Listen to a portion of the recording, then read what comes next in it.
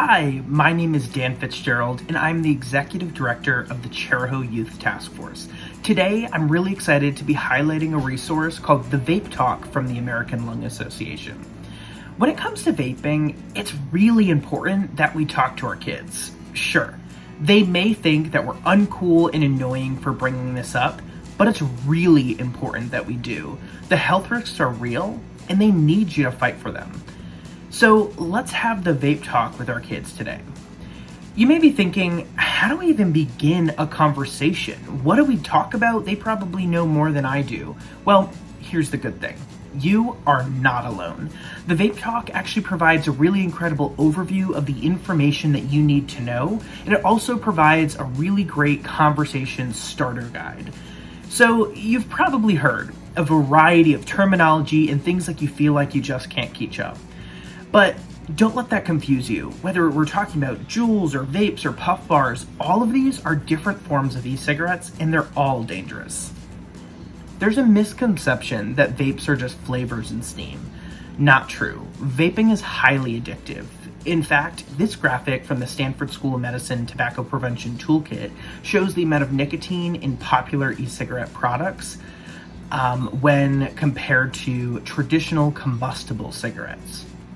It's also important to know that vape pods contain toxins and carcinogens, which ultimately can lead to irreversible lung disease.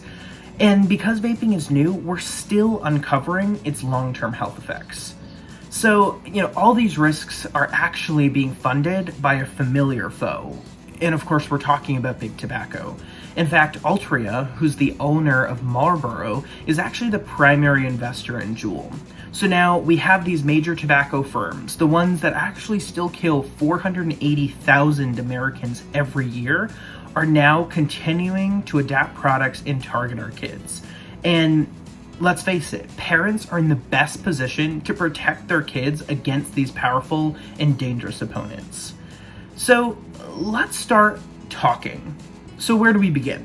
Let's start with some tips such as the time. So let's choose a time that your kid doesn't feel rushed and a place where they can feel relaxed. Think about something like perhaps when you're riding in the car together or you're sitting at the dinner table. By choosing a place you both feel comfortable, you'll both be inclined to open up.